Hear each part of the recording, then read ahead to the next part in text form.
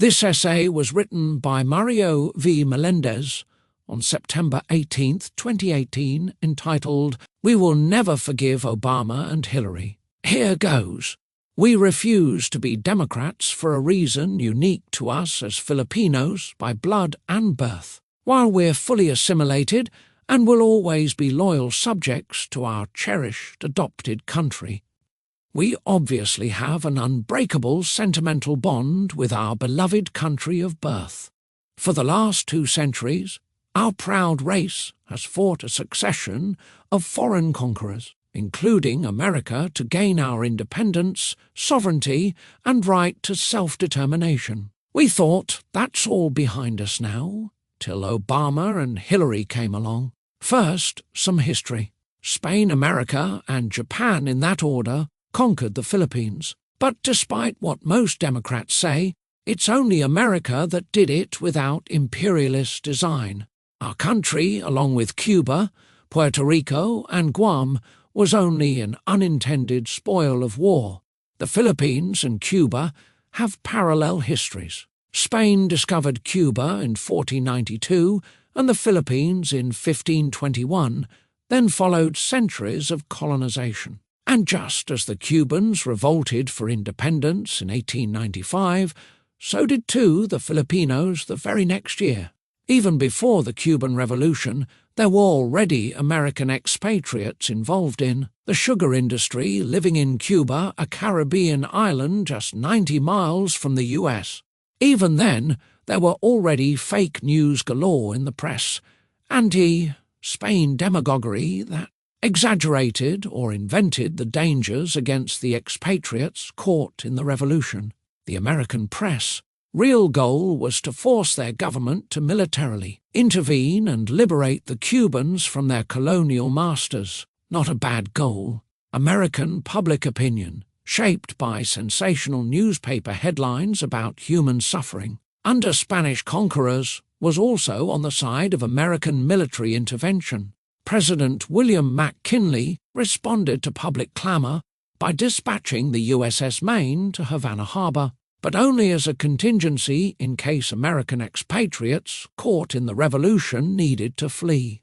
While docked there, it mysteriously exploded and sunk on February 15, 1898, killing 260 American sailors. America quickly blamed Spain. As a footnote, in 1976, American naval investigators concluded that the USS Maine explosion was likely caused by a fire in the ship, not by Spanish sabotage. "Remember the Maine, to hell with Spain," was the battle cry. Thus started the Spanish-American War, a short-lived war that ended with America's lopsided victory on May 1, 1898, in the Battle of Manila Bay.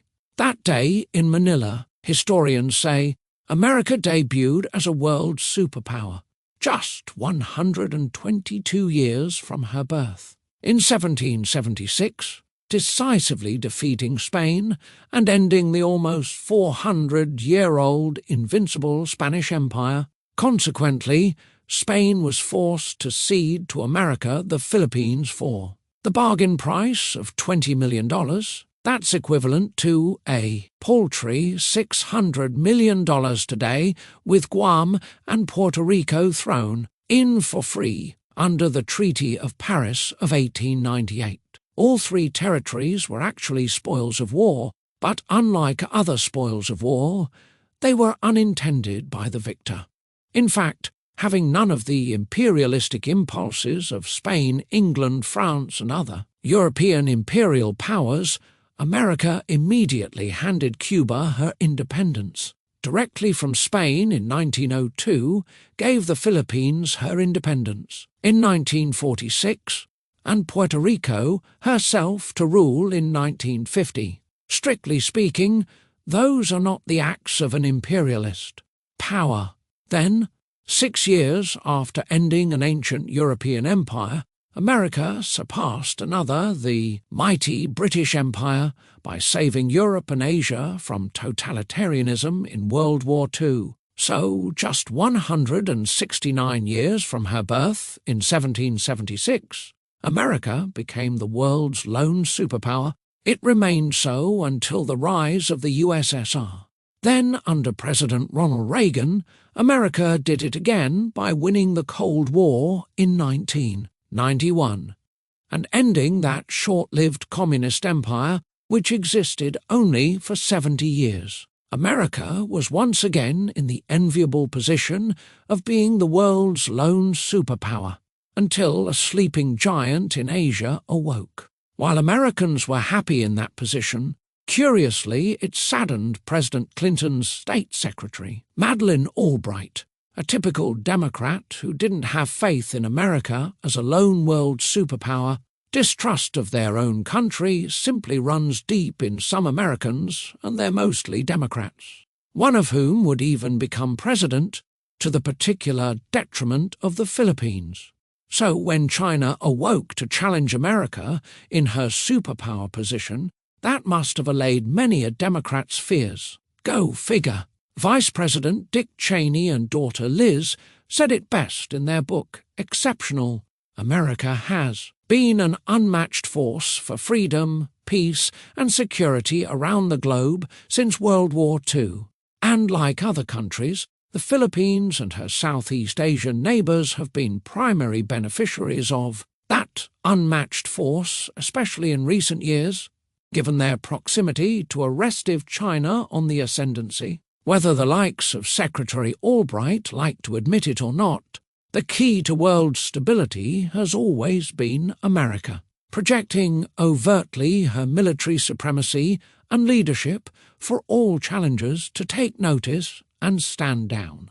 That 70-year formula and bipartisan foreign policy tradition has worked so well in discouraging them from challenging her. Then along came Obama, thinking he can community organize the countries of the world, friends and foes alike. He went to work dismantling the time-tested American foreign policy of projecting superior military power as an assurance to her allies and as a deterrence to her foes. Quote, "No world order that elevates one nation or group of people over another will succeed." Unquote. That might as well be the Obama doctrine, being a verbatim quote from the community organizer turned leader of the free world, being someone who's from what Gene Kirkpatrick derisively called the Blame America First crowd. First on Obama's to-do list as president was his infamous apology tour, bad-mouthing his own country to the world. Never mind that she liberated hundreds of millions from Japan and Germany in World War II and from the USSR in 1991. Filipinos were among the millions liberated by America from Spain and from Japan with no imperialist motive, so that apology tour is especially offensive to us, particularly his deep bow to Emperor Akihito in 2009. Not only did supposedly the living God not bother to bow in apology to Americans for Pearl Harbor, he also didn't bother to do it to us Filipinos for the unspeakable atrocities done to us in his name by his imperial army in World War II. Since, in his mind, America is to blame for all the world's ills, apologizing for it wasn't enough. Obama must match it with deeds, and he did so with gusto, by literally cutting US military capability down to size, in fact to its smallest size since World War II, by unprecedented budgetary cuts. He then followed it up with a feckless foreign policy that projected weakness to foes and allies alike.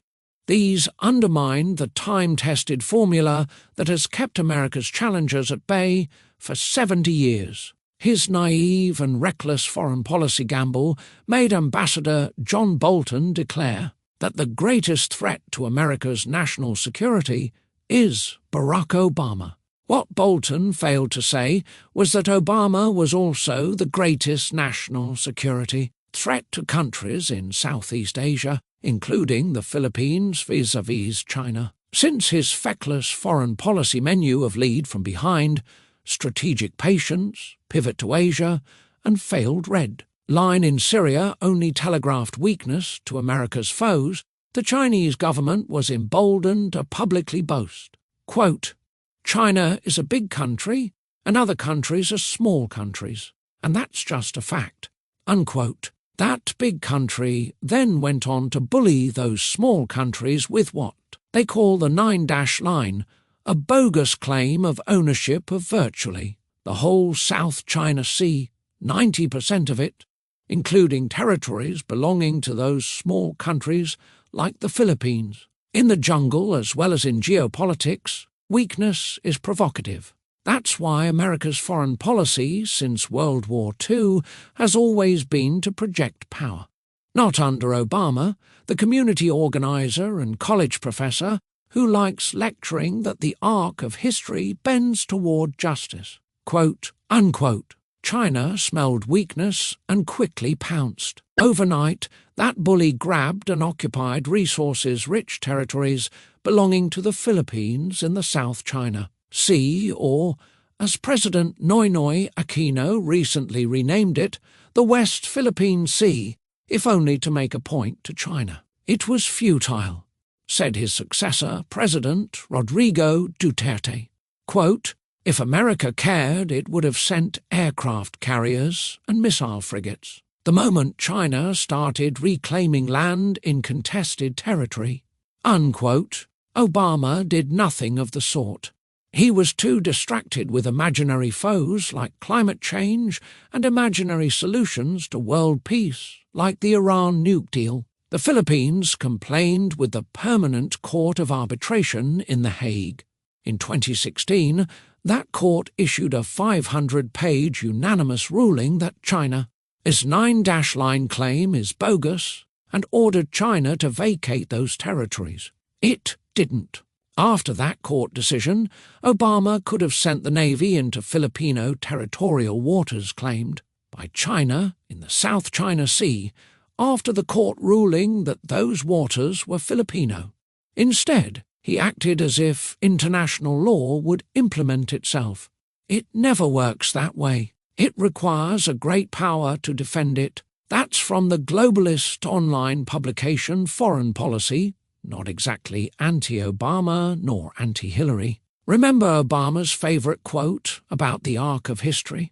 In geopolitics, it doesn't bend towards justice unless a great power makes it so, as America did for Cuba in 1898. But the community organizer and college professor is too blissfully ignorant to care. As for State Secretary Hillary, she's just as guilty as Obama in weakening America in the world in general and in the South China Sea in particular, being the co-conspirator of his feckless, reckless foreign policy. One started in the area of trade by her husband, President Clinton. Bill Clinton naively thought China will change her stripes and become less repressive if America trades with her, so he worked hard in helping Beijing join the World Trade Organization. Big mistake.